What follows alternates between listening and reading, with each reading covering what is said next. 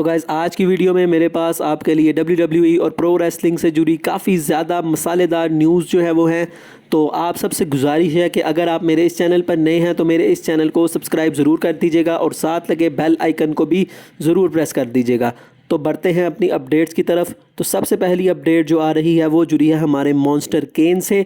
तो केन से रिसेंटली पूछा गया कि क्या वो अपना इन रिंग रिटर्न करेंगे। तो इस पर केन ने कहा कि मेरी अब उम्र काफ़ी ज़्यादा हो चुकी है और मुझे नहीं लगता कि अब मैं रिंग में कोई और बम्प ले सकता हूं। और उन्होंने ये भी कहा कि अगर मैं रिंग में आता हूं तो मुझे नहीं पता कि अगर मैं अब दोबारा अपने आप को उस तरह से रिकवर कर पाता हूं या नहीं कर पाता अगर मुझे कोई मूव पता है। लेकिन उन्होंने ये ज़रूर कहा कि WWE की में मैं स्पेशल अपीयरेंसेस ज़रूर करता रहूँगा। जिस तरह से समर स्लैम में भी हमने देखा कि केन वहाँ पर आए थे, तो इस तरह से उन्होंने कहा कि मैं अपीयरेंसेस ज़रूर करता रहूँगा, लेकिन इन रिंग रिटर्न का मेरा कोई भी अब इरादा नहीं है। तो नेक्स्ट गाइज अब हम अपडेट की तरफ बढ़ते हैं। तो नेक्स्ट अपडेट जुड़ी है हमारी रॉ आफ्टर रेसलमेनिया से।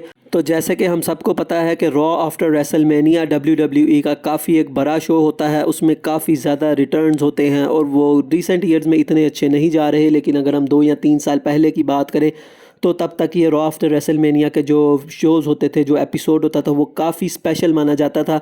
तो अभी WWE ने इसका वेन्यू क्या होगा उसके बारे में हमें अपडेट दी है। तो हमें पता है कि रेसलमेनिया जो 39 है वो सोफाई स्टेडियम से अप्रैल 1 और अप्रैल 2 को की जाएगी। तो WWE ने अब हमें जो है ऑफिशियली बता दिया है कि जो रेसलमेनिया से पहले फ्राइडे नाइट स्मैकडाउन का शो होगा और उसके अलावा जो after WrestleMania Monday night raw का शो होगा वो भी हमें सेम सिटी के ही एरिना से देखने को मिलेगा।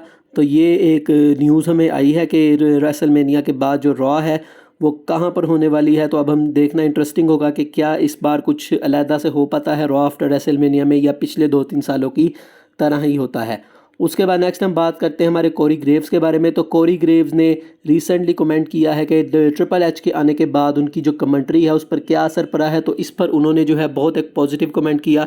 उन्होंने कहा कि मैं जो है अब काफ़ी ज़्यादा कमेंट्री को जो है इंजॉय कर रहा हूँ जब से विंस मैकमैन जो है वो यहाँ से गए हैं। क्योंकि आपको पता है कि पहले विंस मैकमैन कान में जो है कमेंटेटर्स को बताते थे कि क्या बोलना है क्या नहीं बोलना। तो अब वो चीज़ें जो है ख़त्म हो चुकी हैं। और उसके अलावा कोरी ग्रेव्स ने एक और बात भी कही कि अब मुझे नहीं पता होता कि क्या होने वाला है, तो मैं जो है वो सरप्राइज़ रहता हूँ।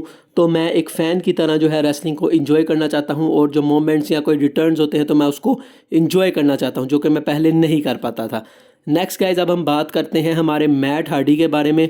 तो गाइज रिसेंटली मैट हार्डी से भी ये पूछा गया कि जब से ट्रिपल एच आए हैं तो उससे क्या फ़र्क पड़ा है। तो उन्होंने कहा कि जब अब ट्रिपल एच जो है वो आ चुके हैं तो ये काफ़ी एक पॉजिटिव थिंक है। और मेरे वहाँ पर काफ़ी दोस्त हैं जो कि WWE की उन्होंने बात की कि जो वहाँ पर हैं, और मैंने उनसे भी पूछा। तो अब इससे जो है वो काफ़ी ज़्यादा डोर ओपन हो गया है कि काफ़ी ज़्यादा सुपरस्टार्स दोबारा से WWE में जाएंगे। और उन्होंने कहा कि जो विंस मैकमैन थे अब ज़ाहिर है उनकी उम्र ज़्यादा हो चुकी थी, तो उनके पास इतने क्रिएटिव आइडियाज़ नहीं होते थे और उनके जो आइडियाज़ थे वो हम लोगों को पसंद नहीं आते थे। लेकिन अब क्योंकि ट्रिपल एच आ चुके हैं और उनकी जो है माइंडसेट वो 2022 के मुताबिक ही है, तो इस पर उन्होंने कहा कि इस टाइम जो प्रो रेसलिंग है उसमें 2 ऐसे बंदे हैं जिनका माइंडसेट बहुत अच्छा है, एक ट्रिपल एच और एक टोनी खान। तो इधर उन्होंने ट्रिपल एच को तो प्रेस किया, साथ साथ उन्होंने टोनी खान की भी यहाँ पर तारीफ़ की और उन्होंने कहा मैं टीम AEW में हूँ और मैं इसका साथ दूंगा।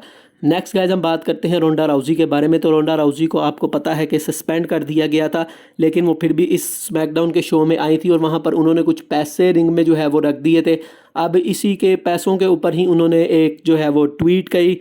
तो इस पर उन्होंने मजाक उड़ाते हुए WWE का कहा कि use that cash wisely, maybe it can help with those budget cuts, bring back some aces for me to kick.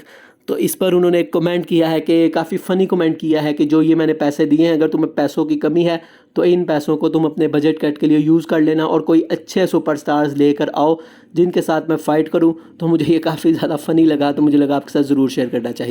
Next update की तरफ बढ़ते हैं। तो गाइज़ आप सबको पता है कि NXT वॉर गेम्स का जो मैच होता है वो काफ़ी ज़्यादा पॉपुलर है और वो काफ़ी ज़्यादा देखने में मज़ा आता है। अगर मैं पर्सनली बात करूं तो मैंने भी ये मैचेस देखे हैं और मुझे भी ये काफ़ी ज़्यादा अच्छे लगते हैं। तो जैसे कि आप सबको पता है कि क्लैश एट द कासल में डकोटा काई, बेली और इयो स्काई का मैच होने वाला है Bianca Belair, Asuka and Alexa Bliss के साथ। तो इसके ऊपर डकोटा काई ने रिसेंटली अपने ट्विटर पर लिखा I smell war and I am game. तो क्या इससे ये टीज़ कर रही हैं कि जो इन दोनों टीम्स का मैच होगा वो वॉर गेम्स वाला मैच होगा। अब हो भी सकता है, लेकिन उसके लिए 2 रिंग्स चाहिए होती हैं। तो देखना इंटरेस्टिंग होगा कि क्या ऐसा होता है या नहीं। नेक्स्ट अपडेट की तरफ बढ़ते हैं। तो आप सबको पता है कि जब से ट्रिपल एच क्रिएटिव कंट्रोल बने हैं तब से काफ़ी ज़्यादा स्पेकुलेशन की जा रही है कि ये वाला सुपरस्टार रिटर्न करेगा और वो वाला सुपरस्टार रिटर्न करेगा। तो रिसेंटली ये हमें रिपोर्ट देखने को मिली है कि सैंटोस एस्कोबार को भी अब मेन रोस्टर पर लाने का इरादा है, और इस पर सैंटोस एस्कोबार ने भी कहा कि मैं रेसलमेनिया को सैंटोस मेनिया बनाऊँगा। तो इसके बारे में अब आप लोगों का क्या कमेंट है। और रिसेंटली अब हमें NXT में उनका मैच भी देखने को मिलेगा टोनी डीएंजलो के साथ, और इधर स्पेक्ट जो है वो स्टिपुलेशन है कि अगर वो इस मैच को हार गए तो वो NXT से चले जाएंगे।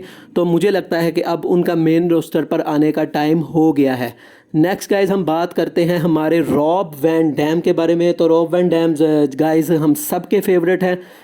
मुझे नहीं लगता है कि कोई भी जो है रॉब वैन डैम को हेट करता होगा। तो रिसेंटली उनसे भी पूछा गया कि क्या वो WWE की रिंग में दोबारा से अपनी वापसी करना चाहेंगे, और उनसे ये भी पूछा गया कि क्या वो वापस आकर रिडल के साथ एक टीम बनाना चाहेंगे, क्योंकि हमें पता है कि रॉब वैन डैम और रिडल काफ़ी अच्छे फ्रेंड्स हैं।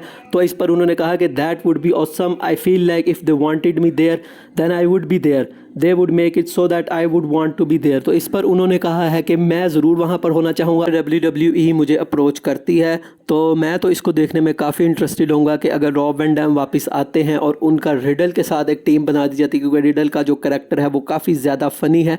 तो अब ये टीम का नाम जो है रिडल क्या सजेस्ट करेंगे वो भी देखना काफ़ी ज़्यादा इंटरेस्टेड होगा। तो अगर रॉब वैन डैम आते हैं तो मैं उनको इस चीज़ में ज़रूर देखना चाहूँगा। क्या आप देखना चाहेंगे? मुझे आपने कमेंट सेक्शन में ज़रूर बताना है। नेक्स्ट गाइज हम अपनी आज की फाइनल स्टोरी की तरफ बढ़ते हैं। तो आज की फाइनल स्टोरी जो हमारी जुड़ी है वो जुड़ी है जी हमारे AJ स्टाइल से। तो AJ स्टाइल्स आपको पता है कि कितने बड़े सुपरस्टार हैं। तो रिसेंटली जो हमारे ब्रायन जेम्स हैं जो कि WWE के अंदर क्रिएटिव होते थे, उन्होंने रिसेंटली जो है बताया कि जब AJ को हमने बुलाना था WWE में तो मैंने विंस से बात की थी कि AJ ने क्या कुछ किया हुआ है। तो विंस के ऊपर इसका क्या रिएक्शन था यह काफ़ी मुझे तो सरप्राइजिंग लगा। उन्होंने कहा कि जो विंस है उनको पता ही नहीं था कि AJ कौन है और उसने जो है वो क्या कुछ किया हुआ है और वो किस चीज़ के कैपेबल है, और कहा कि मैंने उनसे काफ़ी ज़्यादा इसके बारे में आर्ग्यू किया था। तो आपका इसके बारे में क्या कहना है? तो गाइज़ आज की वीडियो यहीं तक थी। अच्छी लगी हो तो लाइक कीजिएगा, चैनल को सब्सक्राइब कर दीजिएगा। मिलेंगे नेक्स्ट वीडियो में, तब तक के लिए अल्लाह हाफिज़।